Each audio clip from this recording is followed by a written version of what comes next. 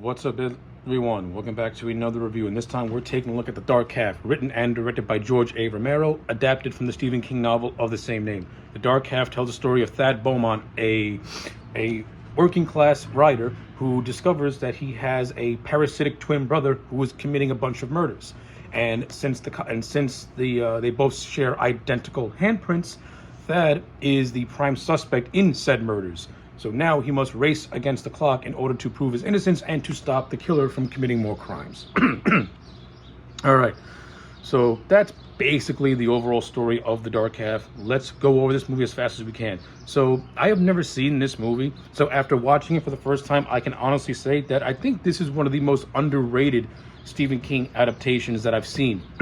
The Dark Half will not go down as one of the best movies ever made or one of the best horror movies ever made, but it is a really well-written, for the most part, and well-done horror movie.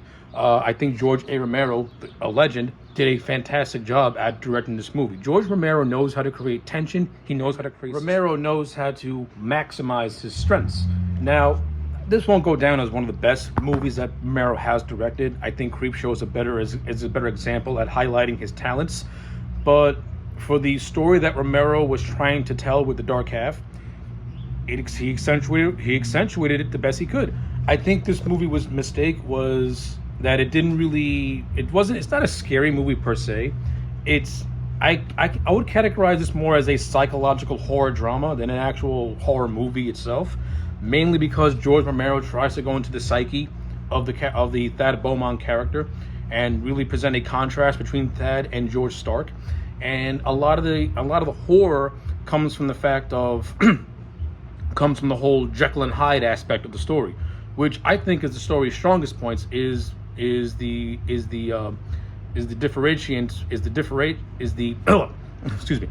difference between Thad and Stark. I think that's where the story is at its most interesting. And what really holds the story together is the performance of Timothy Hutton. Timothy Hutton does an admirable job at playing Thad Beaumont as this hardworking middle-class father of two little babies, and then the contrast of this of George Stark, who is presented as like a 1950s greaser type of gangster, wearing all black, driving what looks like a Camaro, and is just a psychopath. And Timothy Hutton giving these characters distinct personalities with not just having the wardrobe and makeup tell the difference, but just what he does with his voice. It's just how he make the subtle changes to his voice and making the characters feel totally different. It works. And in the final act, where he comes face to face with Stark, Timothy Hutton is basically acting off himself, and the man is doing an admirable job. Like, Timothy Hutton really owns this movie. He is the best part of this movie. Seeing him as Thad Beaumont and seeing the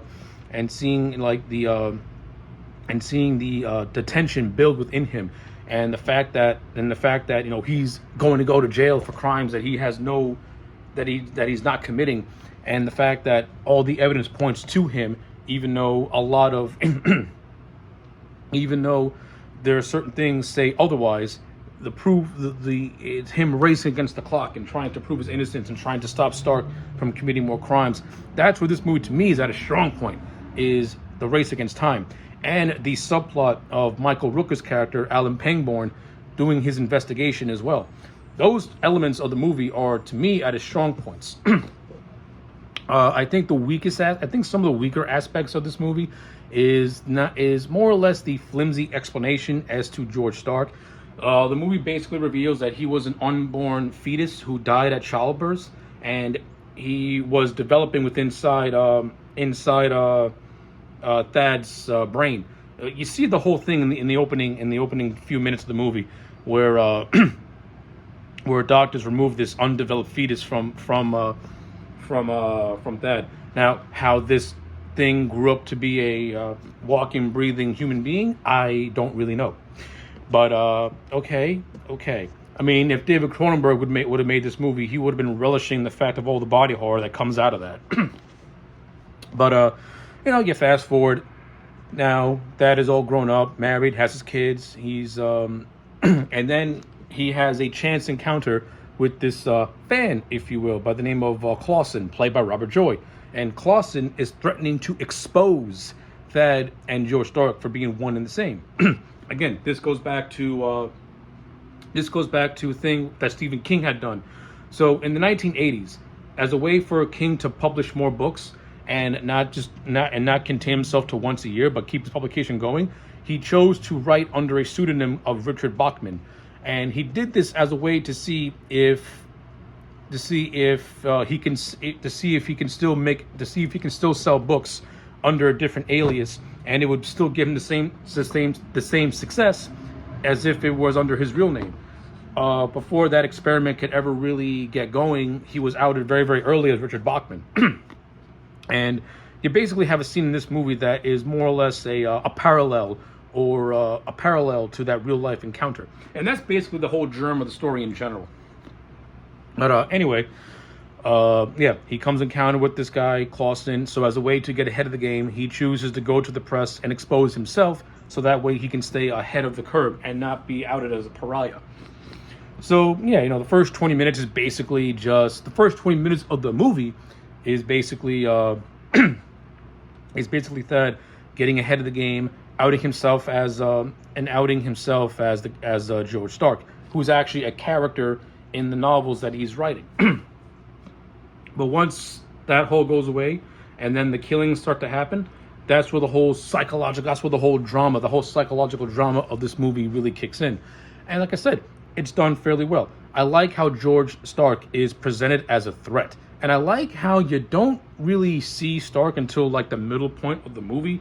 Romero did a good job at keeping him mostly in shadow, and you get just glimpses of him. But he does make him come across as a threat, especially when he's killing people. So I like that.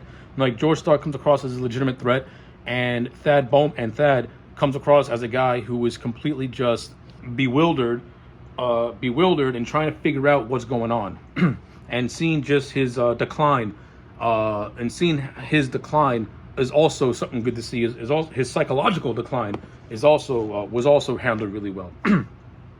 So overall, aside from like some little things I didn't really care for, which is like a very flimsy explanation as to George Stark and how that whole thing manifested into itself, you take those little things away, you have a really solid story. Other things I enjoyed about this movie, the supporting cast is really, really solid. Amy Madigan, who plays Thad's wife, she doesn't give the world's most groundbreaking performance, but I do like her in the role, and she does play a loving wife who stands by her husband's side, so that was good. Michael Rooker as Alan Pangborn. So Alan Pangborn is a character that is very notable in a lot of Stephen King works, and I enjoyed Michael Rooker in this movie. I think the investigation part of the storyline could have been more expanded upon. That's just me personally, but I like Michael Rooker in the role, and I like how he's leery of Thad, but also trying to help him the best way he can until you get to the third act, where he completely almost gives up on him until the whole climax happens. So I thought Michael Rooker was really good in the role as well. Robert Joy, he has a brief role, but as the role of Clausen, this sleazy scumbaggy guy, Robert Joy played it very well, and I do like the scene with him and Timothy Dutton. And everyone else in this movie is also gives a solid performance as well. I do like how George Romero tried to go more for a more psychological horror, but I think he kind of had maybe a little bit of trouble trying to balance it out. But for the most part, I think he did it fairly well. Luckily, George Romero is as talented as he is, was able to make it work. And this movie does have some genuine, really good scenes in it. It's got a good scene. Well, it's got a very brief scene of Pangborn walking from the police station to his house, and he's in a darkened room, and he pulls a gun out thinking that someone's creeping up on him, but it's actually his wife. It's a brief but well done scene, and a lot of the scenes with George Stark are also presented in a very creepy way as well. So, directing wise, very good. You can't say much. George Romero, he's really good at what he does. The overall climax of this movie, I wasn't really a fan of. This movie presents the idea of sparrows, and whenever Thad or Beaumont hears sparrows, that's what links them together. It's revealed that the sparrows are like these or like something that had to do with bringing you to the underworld or something like that.